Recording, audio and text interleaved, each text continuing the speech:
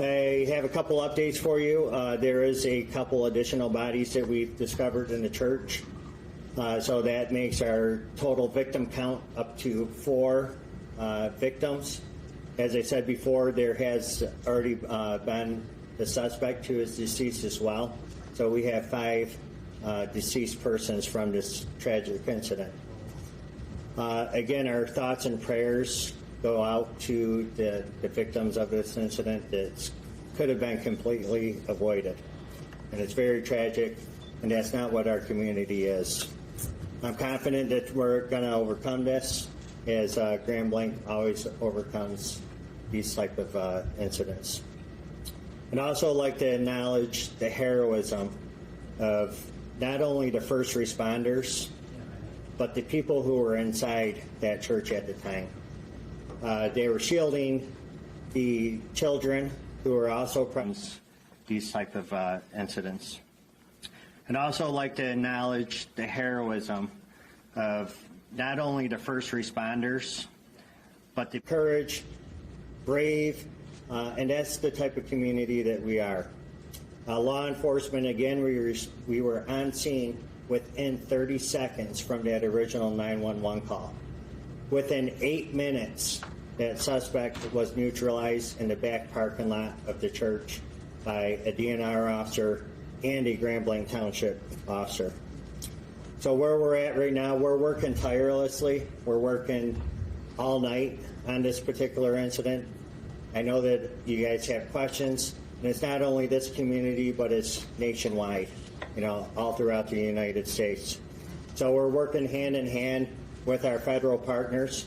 So I'd like to introduce FBI Agent Ruben Coleman to you, who he will give you an update on where he's at within the federal investigation. Sure.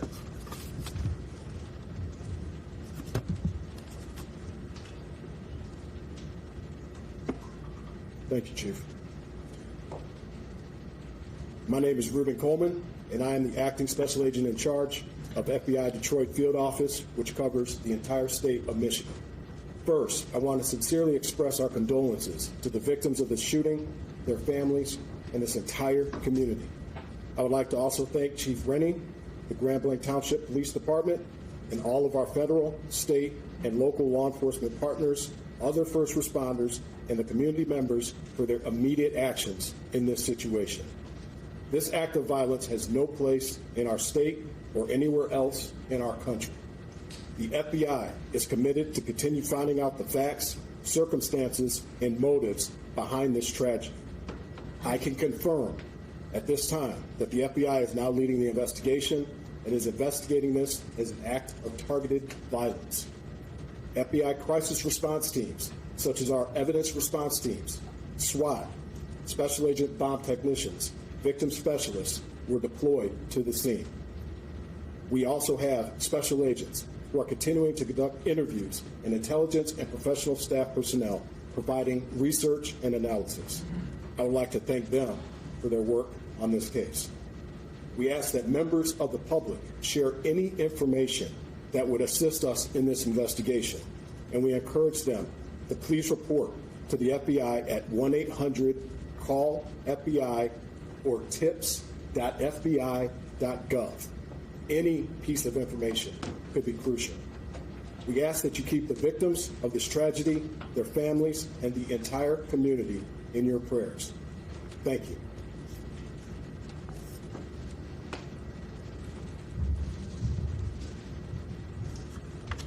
Thank you, sir. The Michigan State Police continues to respond to several locations throughout the community as we receive additional bomb threats at other locations. Please continue to stay vigilant, and if you see something suspicious, say something. Call the FBI tip line or call 911 to report suspicious activity.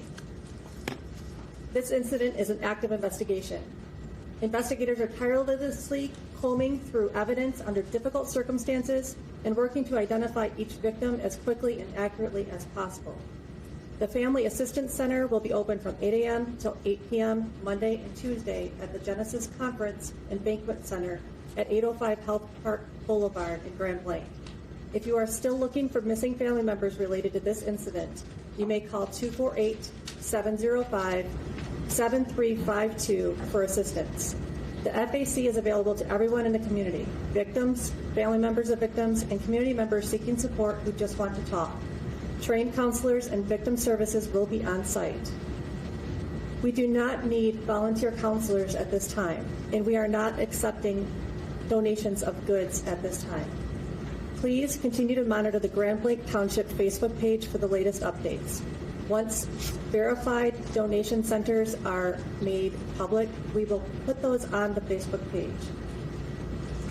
Also, the next update will be provided, update time will be provided on that Facebook page. And we'll open up to questions this time. Chief, has the church been cleared of bodies or victims? And if you could answer the podium, please. So as I said, we're working around the clock now. So we're working tirelessly to find additional bodies. So to answer your question, the entire church has not been cleared because it's a total loss due to the fire. So these first responders right now, they're in recovery mode.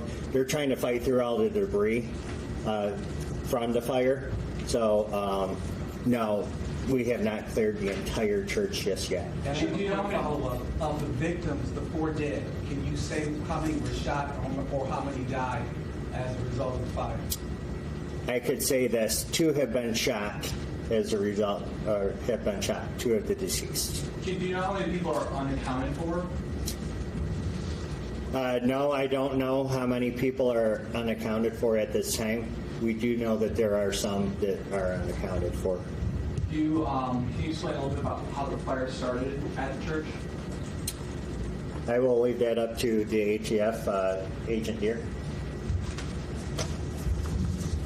The question again? How did the fire start at the church? For this incident, the fire started basically the suspect. All indications on this investigation are the suspect used an accelerant of some sort, we believe gasoline, and lit the church on fire. Was it an IED he may have used? There are, at this point, I'm not going to comment on IEDs. I will confirm that there were some suspected explosive devices that were located. But as far as using them to initiate the blaze, I can't say that. This scene is actively being investigated by ATF. Most people don't know that ATF is the Federal Arson Police, and we have a team from across the country coming in, our national response team. It is a cadre of expert fire investigators that are coming here from across the country to investigate this scene and get to the cause or the origin and cause of this fire. Do you know We yet? saw that there was possibly a bomb threat at the Meyer Atherton Center yesterday. Is that connected to this? And is the home that we saw being searched over there looking at the suspect? Yeah, that's all still part of the investigation. Sorry. That is still all part of the investigation. We're still working to determine if any of that is related. Can we speak to the motive? We're hearing speculations that it might have anything to do with the Charlie Kirk assassination in Utah. That's exactly what it is, a speculation, and we won't come to those types of conclusions for some time. Do you know if there's any connection between the suspect and the church or its members in prior connection? Again, part of the investigation, we're not going to speculate at this time. Right now, we are working tirelessly to recover the victims of this incident and reunite families. Were the law Please be enforcement patient as we work through that process. Were the law enforcement officers there close to the scene? Is that how they were able to respond so quickly within just seconds? Thankfully, yes. Were there any children injured? You mentioned there were additional bomb threats. Are there anywhere that the community should be aware of or listening on? The community should remain vigilant, and anytime they see something suspicious, they should report it immediately. Was there There's at least one other report that a local church was searched by the bomb squad. We've searched multiple churches this evening for bomb threat protocol. Yes. Is that based on actual threats? Yes. Okay. We received 911 calls about bomb threats or other indications that there was a bomb at a different location. Some of them were churches, and we have responded and cleared those locations. Did those threats come after the suspect was killed at the church? Yes. Was there an officer at the church already? I think that's part of the investigation. You have a comment on that? Were those LDS churches where bomb threats were, or were there other denominations? I Can I can't. speak to a motive? Yeah, I can't answer that at this time. But What else can we say about the suspect? You know, you're not going to talk about motive, yes, but what else can we say? Anything about him at all?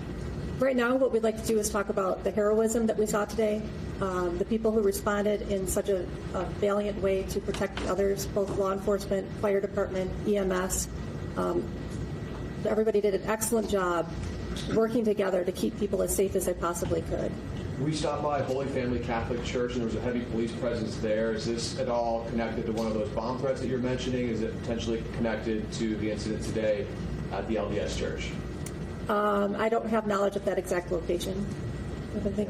That's going to be all for questions.